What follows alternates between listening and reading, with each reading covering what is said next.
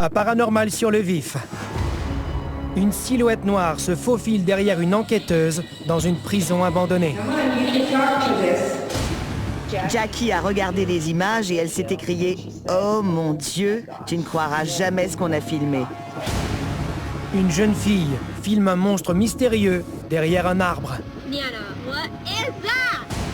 Je n'avais jamais entendu parler des Hide Behind jusqu'à ce que je publie la vidéo. C'était vraiment terrifiant.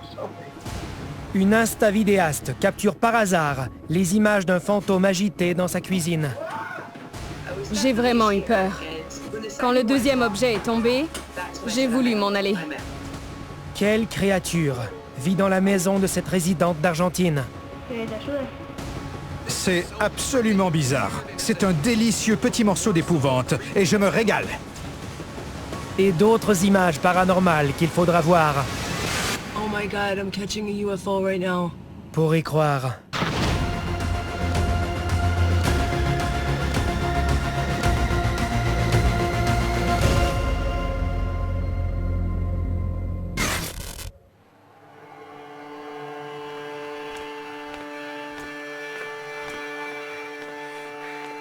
Dans le monde du paranormal, il y a peu de sujets aussi controversés que les silhouettes noires. Des formes sombres et sans âme, souvent aperçues derrière les murs ou les portes.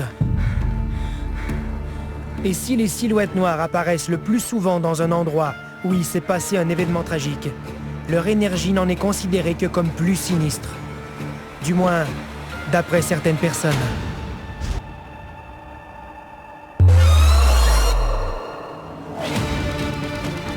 Car deux enquêteuses du Nevada ont un point de vue très différent sur la question. Elles considèrent la silhouette noire qu'elles ont filmée dans une prison abandonnée comme un signe assurément positif.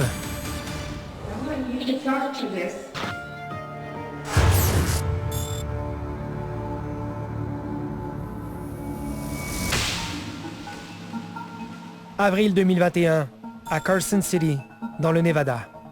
Let's see what we catch.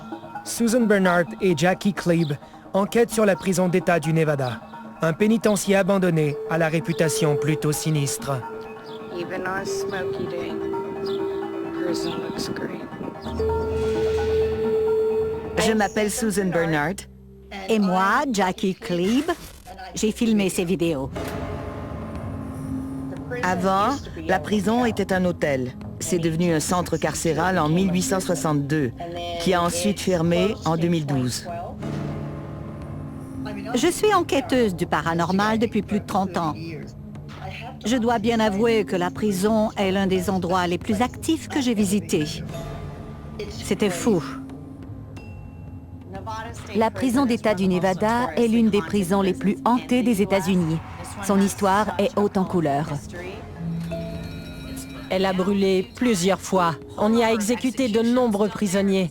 C'était la première prison des États-Unis à appliquer la peine de mort, avec des chambres à gaz. De nombreux détenus qui se sont retrouvés entre ces murs étaient de dangereux criminels. Ils n'ont pas seulement passé une grande partie de leur vie ici, beaucoup d'entre eux y ont aussi trouvé la mort. Il est donc logique que cet endroit soit hanté. Ça ne fait aucun doute. C'est pourquoi Susan et Jackie mènent l'enquête dans la prison depuis plusieurs années.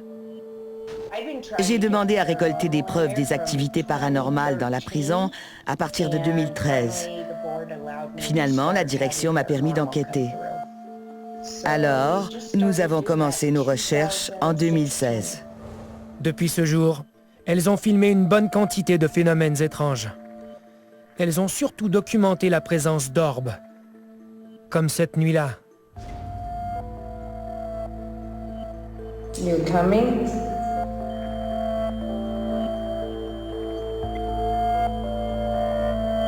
Oh my god. Oh my gosh. Oh my gosh.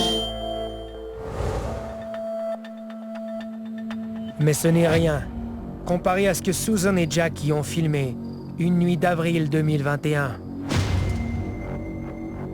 On enquêtait. Jackie m'a demandé si elle pouvait me filmer et j'ai dit oui. Alors elle tenait la caméra pendant que je me servais de ma boîte à esprit pour parler aux entités.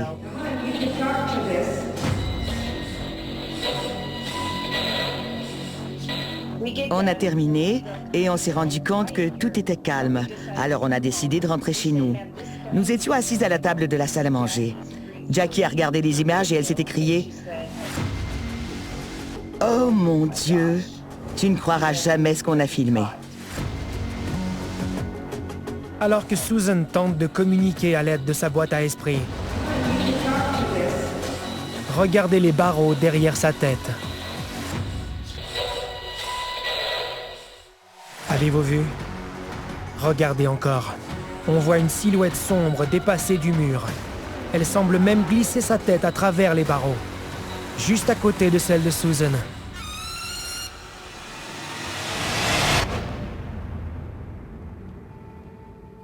Vous voyez comment bouge le mercure? Comment il se sépare? C'était ce que faisait la silhouette. Je ne l'ai même pas senti, mais mes cheveux ont bougé. Il semble y avoir une silhouette sombre qui se cache derrière cette femme. On la voit se montrer un peu avant de retourner se cacher. On n'en distingue pas tous les détails. On ne voit pas la couleur de sa peau. C'est juste une tache sombre qui a l'air humaine. À en croire ses mouvements. Si on analyse les images, on voit que tous les éléments du cadre sont détaillés et en couleur. On voit bien la tenue que porte l'enquêteuse. On voit aussi un peu derrière elle, dans le couloir, à l'intérieur des cellules. C'est relativement bien éclairé. Alors pourquoi la silhouette qui se détache derrière Susan est-elle aussi sombre? C'est comme si elle absorbait toute lumière. Elle est complètement obscure. On dirait presque qu'elle tend la main et s'accroche au barreau. Peut-être même qu'elle se glisse dans le coin. C'est très, très étrange. Aussi étrange que cela paraisse pour certains, Susan et Jackie, qui prétendent avoir vu la même silhouette noire dans la prison plusieurs fois depuis, ne sont pas de cet avis. On n'a pas eu peur. On appelle cette silhouette le blob. On la retrouve un peu partout. Je pense qu'elle est là pour me protéger. Quand je dis ça, les gens me regardent d'un drôle d'air. Mais... La silhouette ne nous inspire aucun sentiment négatif. Non. Non. Non. Les silhouettes noires sont souvent associées aux événements les plus sinistres. On raconte même qu'elles sont de nature démoniaque. Mais ce n'est pas toujours le cas. S'il s'agit de l'esprit d'une personne qui a quitté ce monde, alors c'est comme pour les vivants. Elle peut avoir de bonnes et de mauvaises qualités. Il est très important de garder en tête que lorsque nous pensons à un endroit considéré comme mauvais, dangereux ou terrifiant, comme une prison, ça ne veut pas dire que tout ce qui s'y trouve est malveillant. Les familles des détenus sont venues leur rendre visite. Des innocents ont été incarcérés à tort. Il y avait le directeur de la prison et les gardiens. Il y avait des employés et des gens qui vivaient dans les environs. La seule raison pour laquelle ces entités ont la capacité de communiquer avec nous et notre équipement pendant les enquêtes, c'est parce qu'elles se nourrissent de l'énergie qu'on leur apporte. Si on apporte une source d'énergie, elles l'absorbent comme carburant. Si l'énergie que nous apportons est positive, alors nous aurons des interactions positives. Susan et Jackie sont des femmes très positives. Il n'existe pas que des démons. Il y a aussi des esprits. Je demande toujours à mon entourage, qui sommes-nous pour leur donner une étiquette?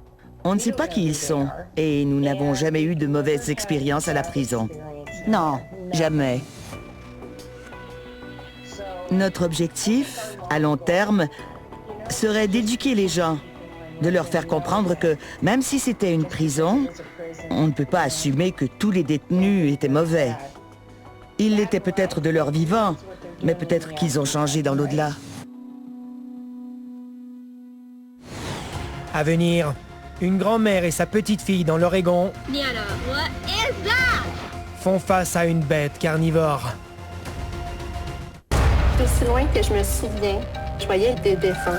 Ça m'a comme fait un choc. Il y a quelqu'un dans ma chambre. Je savais pas que la maison était à ce point-là hantée. Enfance paranormale, jeudi 19h30 à Canal T. De nombreux experts du paranormal vous le diront. Si vous vous retrouvez face à face avec un cryptide, vous n'êtes pas forcément en danger. Tous les cryptides ne sont pas malveillants. Mais gare au hide behind.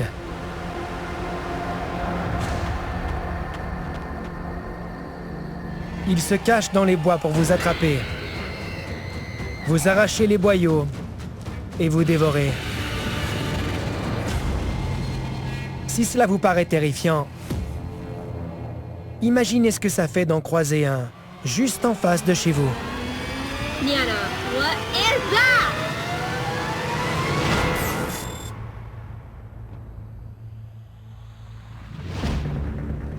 Novembre 2021, à Glide, dans l'Oregon.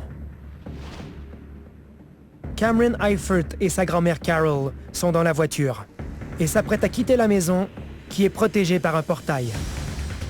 Quand Carol sort du véhicule pour fermer le portail derrière elle, Cameron remarque une créature étrange de l'autre côté de la rue, illuminée par les phares de la voiture.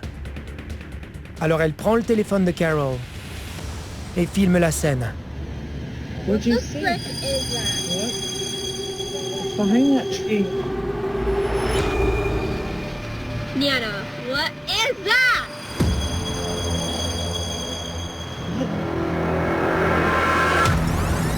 Regardez encore. Une silhouette sombre et mystérieuse se dissimule derrière un arbre de l'autre côté de la rue. Elle semble fixer Carol et Cameron. What is that? Je m'appelle Carol. Moi, c'est Cameron, et voici notre vidéo. Je l'ai entendu appeler « Grand-mère, qu'est-ce que c'est? Qu'est-ce que c'est ?» Alors j'ai regardé dans la direction qu'elle indiquait et j'ai vu une silhouette sombre. J'ai eu peur. Je n'arrivais pas à comprendre ce que je voyais. Même en agrandissant l'image, on n'arrive pas à voir ce que c'est. Ses yeux ne brillaient pas. Ça voulait dire que ce n'était pas un animal, il n'avait pas de visage. C'était juste une silhouette sombre. Niana, what is that? Difficile de dire quelle est la créature qui se cache derrière l'arbre. Ce n'est certainement pas le genre de choses qu'on voudrait aller observer de plus près pour découvrir de quoi il s'agit. Elle a l'air complètement sombre. Elle dépasse de l'arbre. Ça ressemble beaucoup aux images qu'on a vues des silhouettes noires qui semblent toujours se cacher, tapis dans l'ombre pour observer les vivants. Honnêtement, je ne saurais pas dire s'il s'agit d'une silhouette noire. On dirait une créature vivante. Ça ne ressemble pas à une silhouette. Pour moi, il s'agit plutôt d'un Bigfoot ou d'un Skinwalker. À leur place, je ne sortirais pas de la voiture, jamais de la vie. Qui sait de quoi cette créature est capable? Selon moi, elle doit mesurer entre 2,40 m et 2,70 m. Peut-être même un peu plus. Elle n'est pas petite. Je suis sûr que les gens pensent qu'il s'agit d'un Bigfoot ou d'un Sasquatch.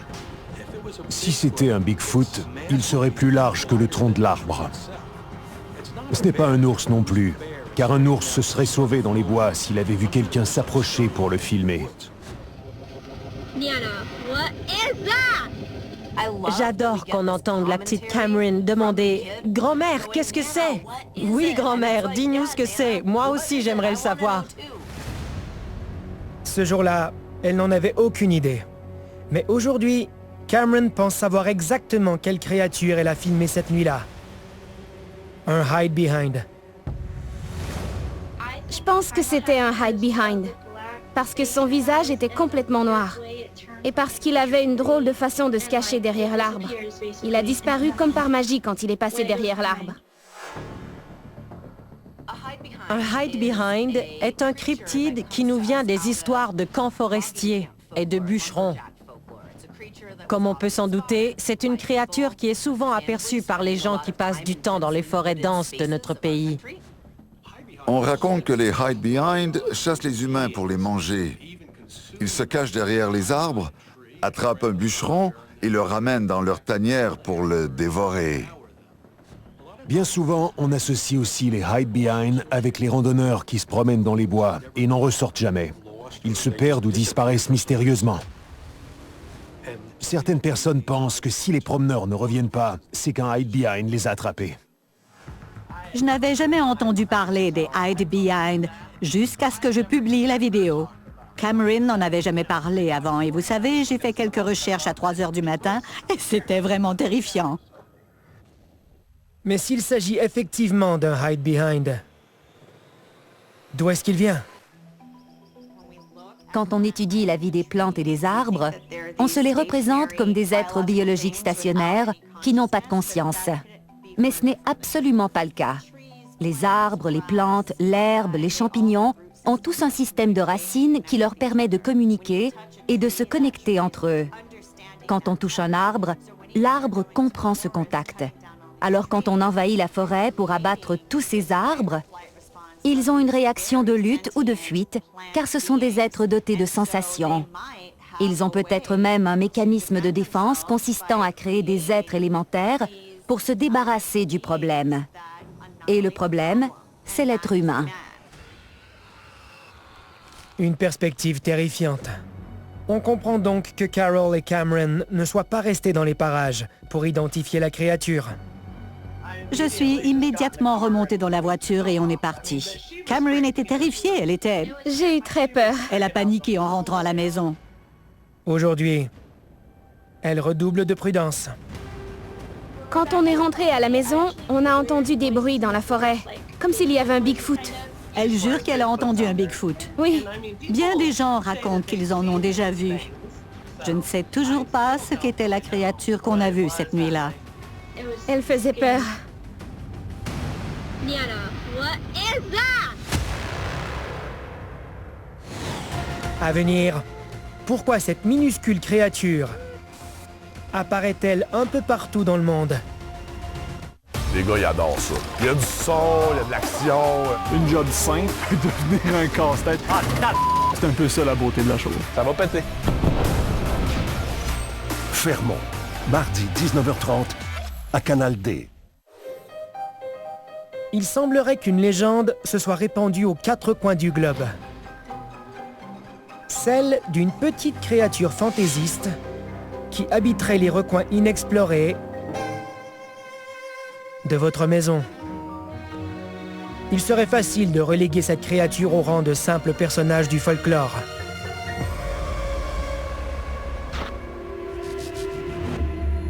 Mais plusieurs vidéos tournées par hasard en Argentine sont peut-être la preuve irréfutable de son existence.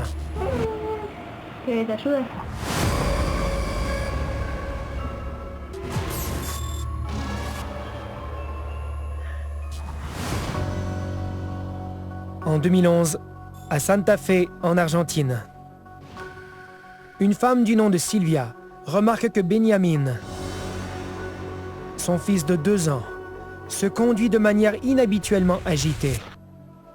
Inquiète, elle sort son téléphone pour filmer son comportement étrange.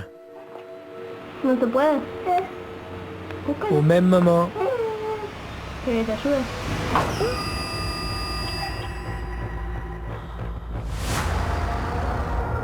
regardez encore. Une petite créature étrange court derrière Benjamin et disparaît rapidement du cadre.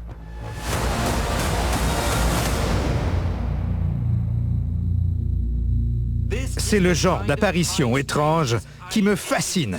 C'est absolument bizarre. C'est un délicieux petit morceau d'épouvante et je me régale.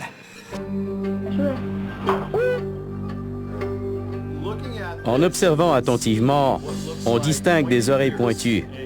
Sa peau est grise et dépourvue de poils. On pourrait le décrire comme un lutin à cause de ses oreilles pointues. Ça ne ressemble à aucune créature que je connaisse. 2 ans plus tard, la créature refait une apparition dans la maison de Sylvia. Regardez bien le côté droit de votre écran.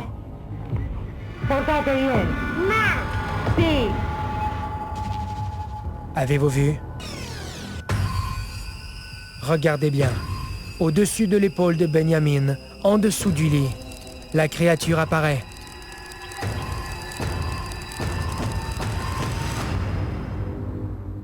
Là encore, ça ressemble à un petit animal.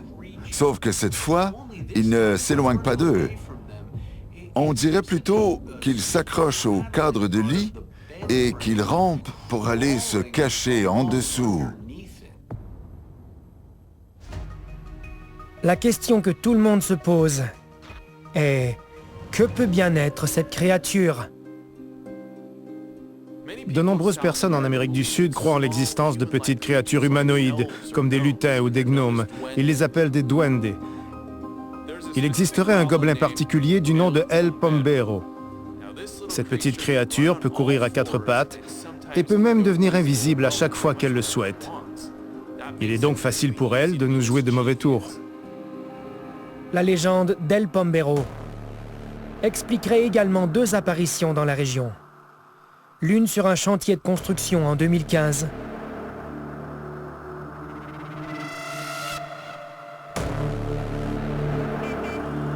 Et l'autre, 2 ans plus tard, à l'intérieur d'un restaurant. Et on ne trouve pas ces créatures qu'en Amérique du Sud.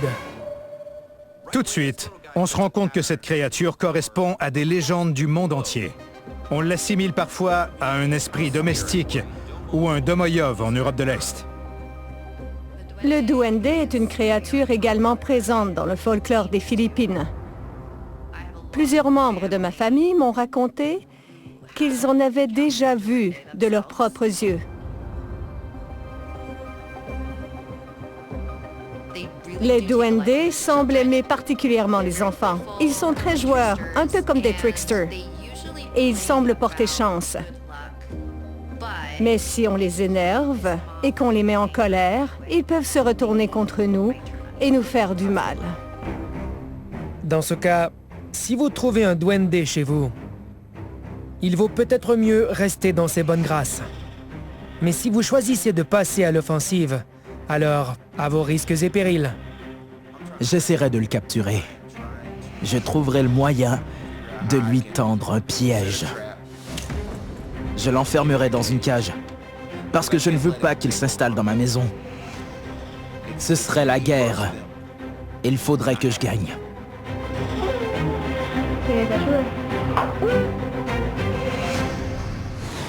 À venir, un tournage nocturne est interrompu par un fantôme. Cet hiver, des phénomènes paranormaux. Commençant à entendre des voix. Des défis colossaux. T'as pas le droit à l'erreur. Des conditions alarmantes. Ça passe ou ça casse. Canal D, 30 ans à tout découvrir. Les cimetières sont souvent associés à une intense activité paranormale. Mais ils ne sont pas les seuls endroits où les morts sont présents. Il y en a aussi dans les morgues, dans les hôpitaux, ainsi que dans l'urne sur le manteau de la cheminée. Si conserver les cendres d'un être cher ne signifie pas nécessairement qu'il viendra hanter la maison, certains pensent que cela peut attirer l'esprit du défunt chez soi. Et dans certains cas, cette énergie peut faire des siennes.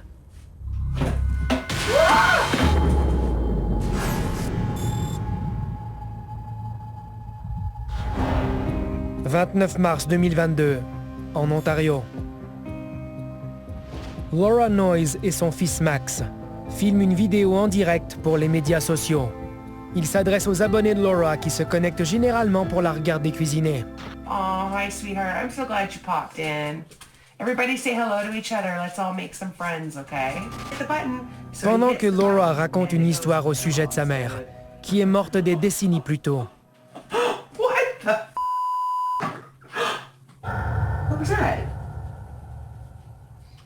So, anyways... Avez-vous vu? Regardez encore. La porte à l'arrière s'ouvre. What was that? Et se referme sans raison. So, anyways... Je m'appelle Max. Moi, c'est Laura, et nous avons filmé cette vidéo. What was that? Je me souviens que j'étais assise et je parlais. J'ai entendu un bruit derrière moi. Ça m'a un peu surprise, mais j'ai continué de raconter mon histoire. J'ai regardé l'écran pour lire les commentaires au fur et à mesure, pour interagir avec les gens. Et l'une de mes abonnées, Angie, a dit... Is my house haunted? Is my house haunted? Why? I don't know. Sometimes I get a feeling there's something happening in my house, but... Des objets du quotidien qui se mettent à bouger Ça ne semble pas particulièrement étrange ni très efficace pour communiquer, mais c'est un moyen d'attirer l'attention accessible à n'importe quoi qui n'est pas capable de prendre un papier et un crayon pour écrire des lettres fantomatiques, comme on peut le voir dans certains films. Après que l'une de ses abonnées lui raconte ce qui s'est passé, Laura se lève pour vérifier.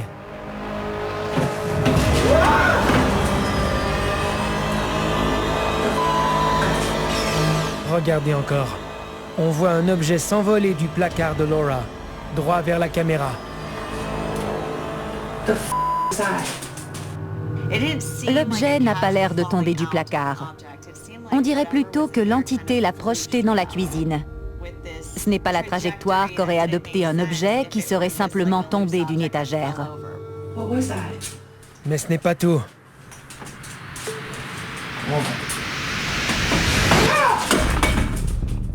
Une tasse tombe sans explication de la plus haute étagère. J'ai vraiment eu peur. Quand le deuxième objet est tombé, j'ai voulu m'en aller. Je me suis levée et je suis partie. Je crois que Max m'a suivi.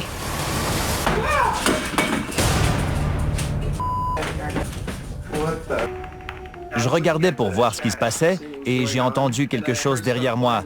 Un objet est tombé sur mon épaule, alors je me suis sauvé avec elle. Si quelque chose d'étrange se produit quand vous êtes chez vous, mon conseil est de ne pas se mettre à paniquer, pour la simple et bonne raison qu'il pourrait s'agir d'une entité malveillante. C'est très rare, mais elle pourrait se nourrir de votre peur. Votre première réaction ne devrait pas être la peur. Ça ne ferait qu'aggraver la situation.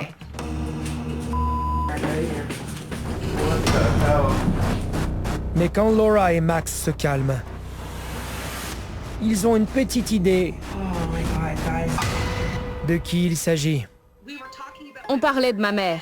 Et le plus étrange, c'est que si on regarde, c'est en dessous du placard que je garde ses cendres. On la voit dans presque toutes mes vidéos quand je filme sous cet angle. Alors j'en ai conclu que c'était elle. Cette vidéo correspond au phénomène que de nombreuses personnes ont déjà décrit. On parle d'un être cher qui a disparu et soudain, des phénomènes paranormaux se produisent autour de nous. C'est presque comme si l'être cher dont il est question faisait remarquer sa présence. Il vient dire bonjour, apporter du réconfort, peut-être même causer un peu d'agitation.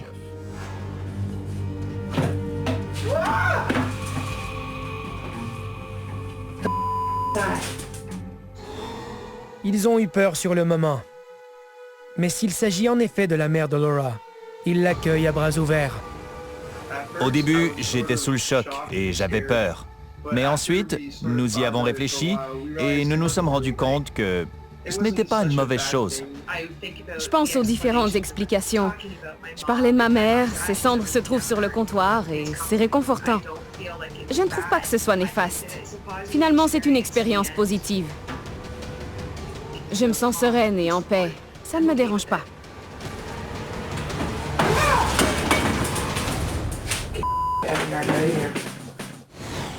À venir, un enquêteur du paranormal choisit de vivre avec son sujet et en paie le prix. C'est parti! C'est au capitaine de dire à des hommes de sortir sur le pont et d'y risquer leur vie. Accrochez-vous! Je commets peut-être une terrible erreur. Péril en haute mer. Mardi 22h à Canal D. Les enquêteurs du paranormal ont l'habitude de s'aventurer dans des lieux mystérieux, voire dangereux, pour étudier les phénomènes surnaturels. Mais il faut un explorateur particulièrement brave pour non seulement rendre visite aux fantômes, mais aussi pour vivre avec eux. C'est ce qu'un enquêteur au Japon a choisi de faire. Il a emménagé dans une maison en sachant qu'elle était hantée. Et il n'a pas fallu longtemps pour que l'entité se fasse remarquer.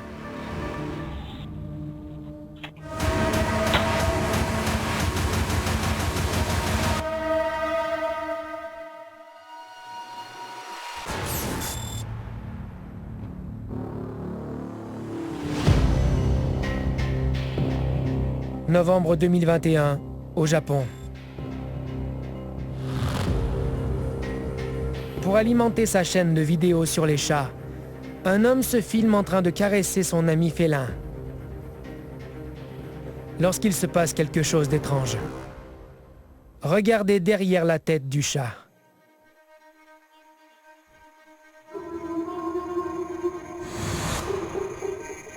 Une porte ouverte se ferme toute seule, perturbant visiblement l'homme qui filme son chat. Peu après, peut-être à cause de l'incident et d'autres activités étranges, l'homme décide de prendre son chat et de quitter la maison, purement et simplement.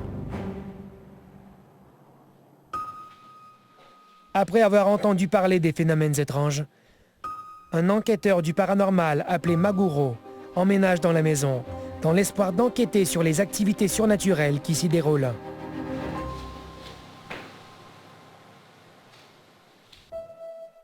Quelques semaines seulement après son arrivée, Maguro obtient ce qu'il cherchait.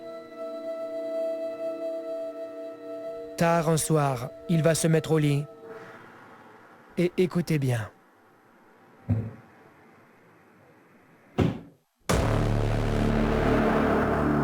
Des coups réguliers semblent venir d'un placard pas loin. Mais quand Maguro s'approche pour filmer avec son téléphone, il n'y a rien. Pourtant, les coups continuent. Ils se font entendre dans le placard ouvert, puis dans la salle de bain du rez-de-chaussée. Là encore, il semble venir de nulle part.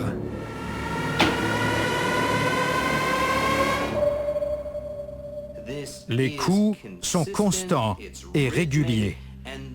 Ils semblent n'avoir aucune explication satisfaisante. On ne sait pas ce qui les provoque.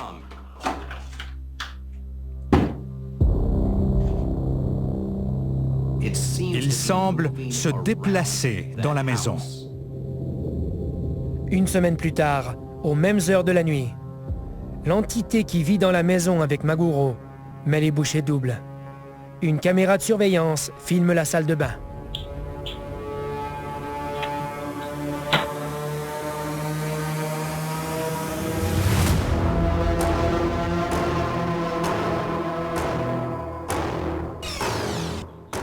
Regardez encore. La porte de la salle de bain se ferme. Mais à travers la vitre, on voit également apparaître une silhouette blanche et vaporeuse. Puis, elle disparaît.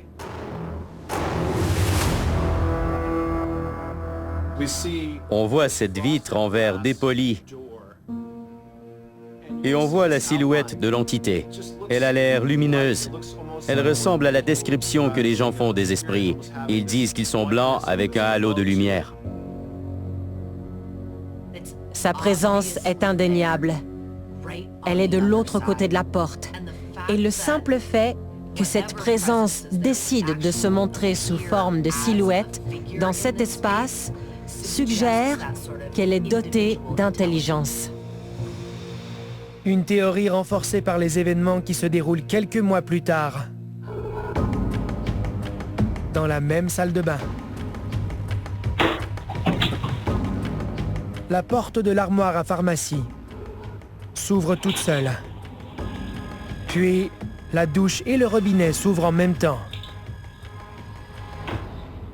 Un fait saisissant, car comme Maguro le démontre,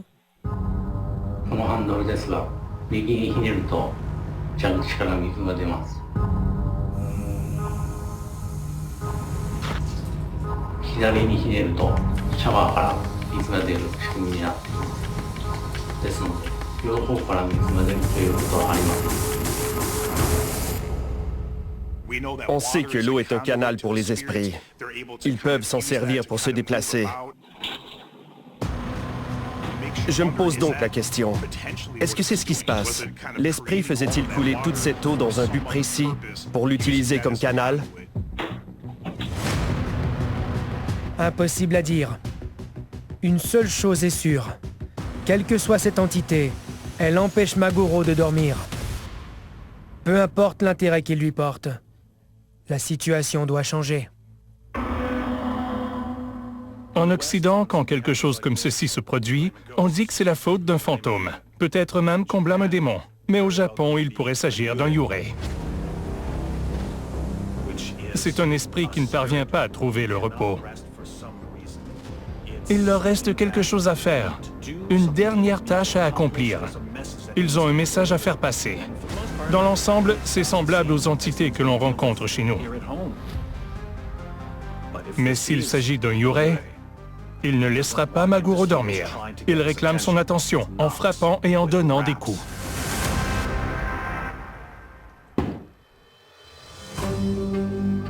Alors, si Maguro est trop fatigué pour s'occuper du yurei, que peut-il faire? Si la maison est hantée par un yurei, on dit que pratiquer certains rituels shinto ou bouddhistes pourrait purifier la maison et faire fuir un esprit en colère. Selon moi, la seule solution pour s'en débarrasser, c'est de le traiter comme un être humain. Parce que c'est ce qu'il est. Traitez-le comme vous traiteriez n'importe quelle autre personne et demandez-lui de vous laisser tranquille. Si ça ne fonctionne pas, il faudra tenter autre chose. C'est peut-être le conseil le plus pertinent pour Maguro. Tentez quelque chose. Si vous avez identifié un esprit dans votre maison, l'activité ne cessera pas. L'entité pourrait vous hanter pour le restant de vos jours.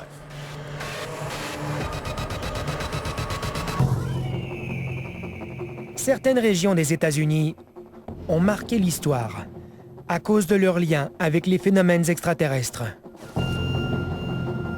Comme la zone 51 dans le Nevada et Roswell au Nouveau-Mexique. Ces régions de la côte ouest sont les plus connues. Mais une autre zone d'activité sur la côte est est tout aussi impressionnante. Il s'agit de Waterbury, dans le Connecticut. Ici, en 1916, un gardien de l'usine Scoville a vu un énorme engin mystérieux traverser le ciel. Il s'est volatilisé aussi vite qu'il est venu. Depuis, la ville a été témoin d'un nombre incalculable de visites intergalactiques. Ils ont vu des lumières dans le ciel, de petites flottes de vaisseaux en formation. Et ceci. Oh my god, look at it spinning. Oh my god. Oh my god, I'm catching a UFO right now.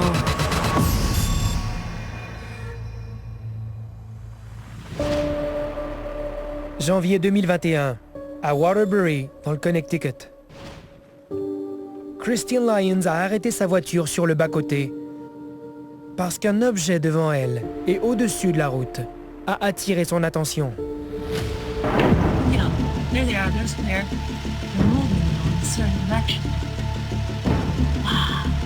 Elle voit deux objets lumineux, mais ce n'est pas tout.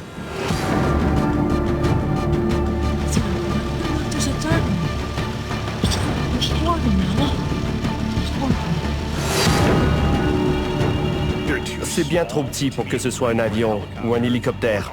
Qu'est-ce que c'est? Ce ne sont pas des lanternes volantes. Ça ne ressemble à rien de tout ça.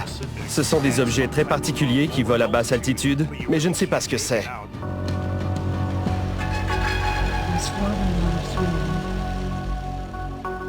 On en voit de plus en plus qui vont et viennent. Alors on finit par déduire qu'ils sont pilotés par une forme d'intelligence. Suspectant que les objets sont sur le point de disparaître, Christine remonte dans sa voiture et roule vers eux, avant qu'ils ne se volatilisent pour de bon.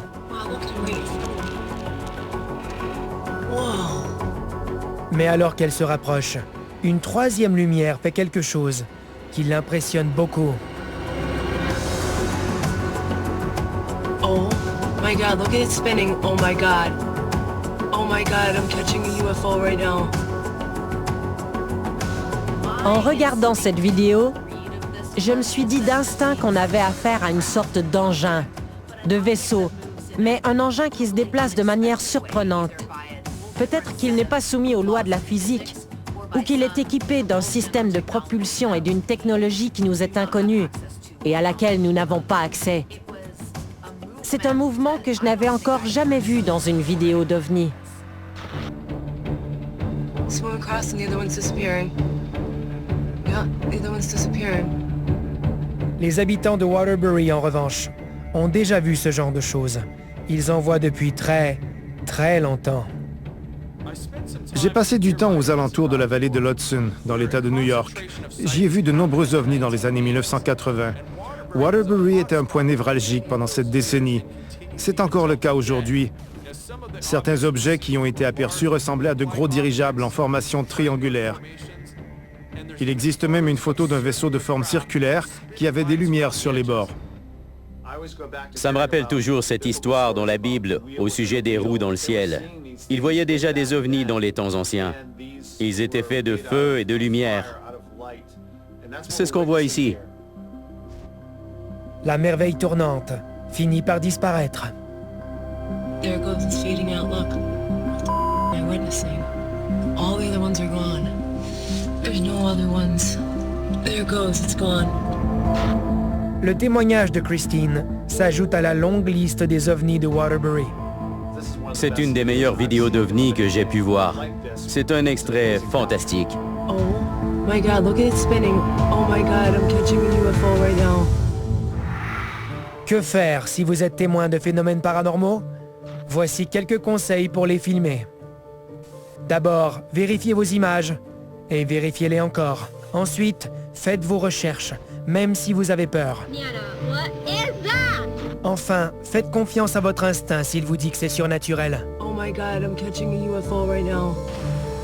Et si vous avez la chance d'observer un phénomène étrange, efforcez-vous d'en capter des images, afin d'immortaliser le paranormal sur le vif.